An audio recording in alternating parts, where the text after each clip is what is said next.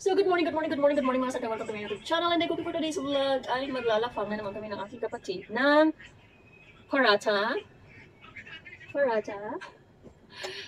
pandesal na may manok, tsaka manok papritada. Hindi pa rin tapos. Kape. Ayun na, kumukulo na. Kaya, ano na.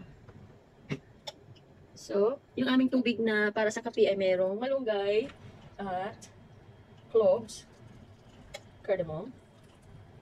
Yeah. Cardamom. So, dahil maliit po yung aming space for deliverance. Syrup, yan na syrup. Kasi, huwag na natin initin ito. Init naman ang kape. Kasi dito siya mainit. So, ano? Kumain ka na lang hindi mainit. Ano nga ang mukbang eh. Yung iba nga hindi niluluto. Nagatot lang. Ang dami. Ano nga siya? Alpus ako butter, butang. Butter. Pabutan ka. Maray na butter. Pabong lang. Masarap naman. May shawarma sauce din, baka pwede ito.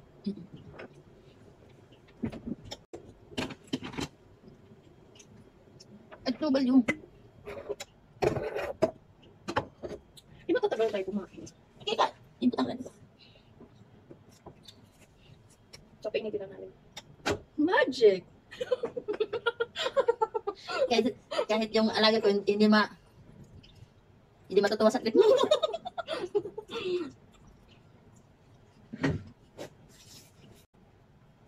Dito, masarap din ito.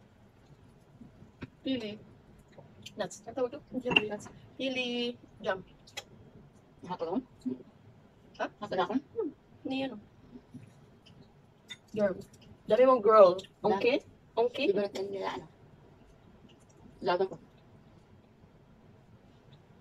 Sarap. Sarap chicken. Hindi na magtatagal, lilipad na kami. Oo, talaga yung sabi natin. Kahapon.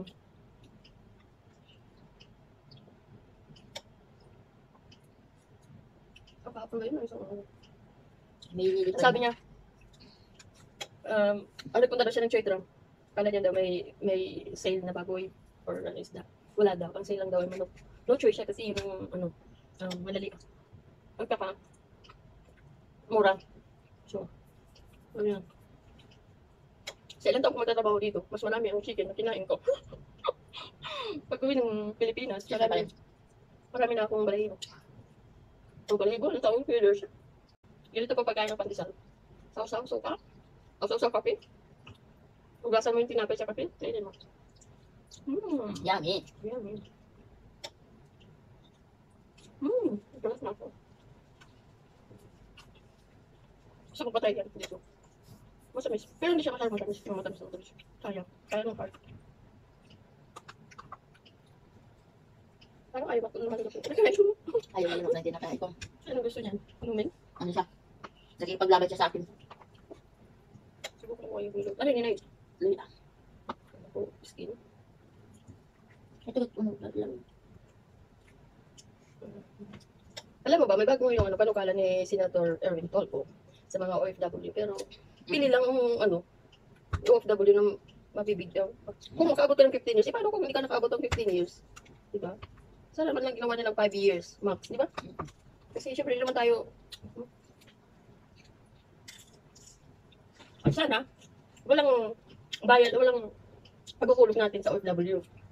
Hindi tayo makikipag-share. Kailangan government namin. Wala man sinabi. Pero parang isa kasi diba, maghuhulog ka.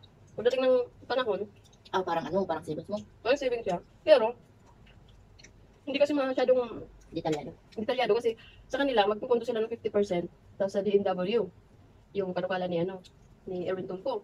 So, yung mga OFW na katulad sa atin, ang tanong, tayo pa ba ay maghuhulog? Wait. Diba? Kasi wala namang sinabi. Feeling ko, parte ito lang ng tax.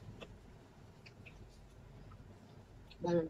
Kung gano'n mangyayari, ito na lang sa isiyan ko na yung pension, yung OFW pension. Masyado namang maano yung years. Masyadong matagal, 15 years, above, tapos makakareceive ka 60. So, 61 ka pa makakareceive. Bakit process mo? Kasi baka may process din after, Siyempre. So, kung gano'n, maganda din naman ang panukala niya, pero confusing lang kasi maguhulog ka bang mga OFW? Kasi ang ano lang, ang tawag nito, ang qualified lang na OFW na makaka-receive niya is 15 years ka nagtrabaho bilang isang OFW. Tapos, marireceive mo, mag-60 ka. So, syempre, pag 60 mo, hindi ka agad-agad makaka-receive. Mga 61 pa. Matsugi ka. Wala na. Wala ka dito. Kailangan Feeling ko ada na to kukuha na tax. kukuha nila. Pwede niya. Yak, nahabal ng 10 tax. Kung dapat, lahat ng OFW, hindi ng 15 years kasi kawawa naman yung nagsisimula pa lang. Tapos, umuwi kasi distress OFW, mga, ang tawag doon, yung minaltrato, yung gano'n. Ang mabuti yung iba na maganda yung mga amo na pupuntahan. Nagtatagal. Iba no, yung iba na 1 year lang, di ba naabot yung 1 year, 3 months pa lang gusto na umuwi. Mga siguro gawin nilang 5 years, okay yun ano. Kasi naka-contribute naman na yun sa Philippines. Kung 15 years, masyadong matagal, mga ilang year na si Ate Amy lang yung mga Amy, senior citizen. panigurado. Oh, abot na siya ng 60 na siya eh. Pag uwi mo, Amy, process mo agad. Hindi pa nga nahihiring. At naka-process na siya. Tapos yung OFW housing, wala man nangyari. Mga utot-utot lang yung sinasabi nila. Wala lang ako, hindi ako ano. Parang sabihin na mayroon silang gagawin. Kaya buboto sila. Buboto. Ibuboto. Buboto. Boboto. Ibuboto. Bobo ka. Ibuboto sila. Kaya ganun ang gagawin nila. Kaya dapat ganun. Tapos yung hospitalization siguro. Mas maganda yun. You have to lahat makakabil. Para sa Kaya OFW. kasi tao magkakaroon ng status. Kung yung OFW nakakaluwang-luwang. Hindi naman. Hindi naman fair. Kasi OFW nagbibigay ka ng pera sa ating bansa. Tapos maghinabang lang sila. Tapos lalagay lang nila sa mga luho nila. O, wala. Hindi lahat ng OFW. Sa yung ibang OFW. Maganda yung trabaho. Mas maganda pa nga yung bahay nila kaysa sa mga trabaho sa government. Siyempre, OFW lang. Maraming oil. Dami mong oil. Okay? Kahit sa ito, yung oil. Okay. Nag-try ako. Huh? Kanay. Lalagay sa oil. Imbis na powder, to? Flour. Flour. Oil lang yung nagamit para matlas. Rolling di ko makuha. Buro-buro yung black. Sabi na let me do it. Sabi na ate Gaga. Pinasawi ka lang din, damot customer.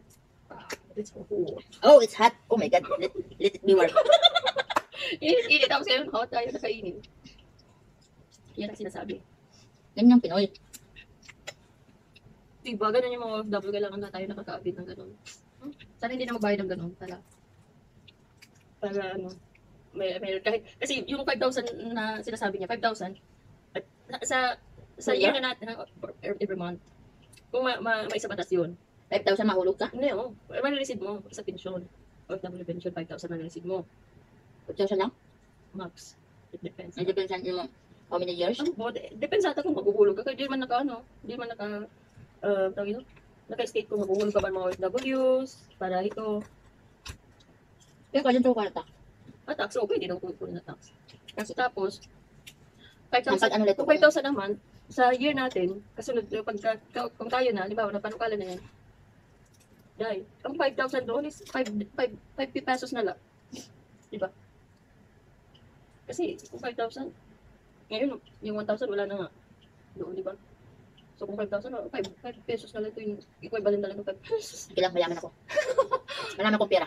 Yeah, sa pera. Anak ako ng kontraktor. Sana all. Kontraktor ba? Sa palayan? Kontraktor naman yun. Ay, hindi ba na pala? Kala ko kontraktor. Kontraktor naman yun. Ano to? Kala ko yun, kontraktor pala yun. Maganda sana pag may patu-patu. Kahit pa paano, mararamdaman natin may 5 pesos tayo lang. Yung 5,000 kasi ngayon, malaki-laki pa. Mga 50, mga 500 siya. Pero pagdating ng panahon, mga 5 peso na lang siya. Buong 5,000. Kung 5 peso na lang. Kung nga, may buwa akong 1 million. Hindi ako nag-ano. Be humble. Kaya may pera akong 1,000 sa wow. Oo, sana. 100,000, di ba? Sana mabibili sa Pilipinas. Yung 1 million isang... At least may buwa akong... Sila, may buong 1 million siya. sila, may buwa ba silang 100,000? Wala, ako meron. May buwa akong 10,000. May buwa akong 5,000. Magkano yung ba sa peso? Sin, Set na ngayon? 50,000 o 10,000 equivalent and 25 pesos. Out of the 5 pesos. Peso. Ano? 100,000 is equivalent to 1 dirham. So kung 100,000, so balik 1 dirham. Kung ano mo, 20 something like. so kung Kung gagamitin mo, 100,000, equivalent 1 dirham. So sa atin, 15 pesos lang. Eh, hindi peso. naman, na pesos lang. 15 pesos, di pala 15,000, 15 pesos. So, wala ka sa Karawan. Kasi, At may mga buo. ulam. Siya may buo. Wala. Kulang yung mayroon. Punta muna kayo sa ano. Yung iba, mayroon din naman yan. Hindi lang yung ano. Punta muna sila doon. Para makakuha sila. Punta ba ka sa bigyahan? Maraming pera. Kaya naman, nabububo ako. Bubo na nga. Bubo na nga. Nabububo pa, wala na. Bubo na masyado. Hindi, okay lang. Kasabayan naman natin yung ano. Ano? Katangahan. Kasabayan natin yung katangahan. Kabubuhan. Nandiyan na lahat. Yung ano, meron naman tayong government. Na nabubo rin ako. Meron din tayong government. So, bubo rin tayo. Siyempre, kung anong government? Wala, hindi ko niya alam kasi yung bagyo nga, hindi nasunod ng schedule. Hindi na susunod ng schedule. Kasulit. Wala tayong magagawa yun. Kailangan yung katangahan, wala din tayong magagawa. Nasa jeans natin yan. Inheritance ba? Hindi na po gusto niya yung inheritance. Kaya pala walang napapalang Pilipinas. Dahil yung bagyo hindi nasunod ng schedule, so hindi natin alam.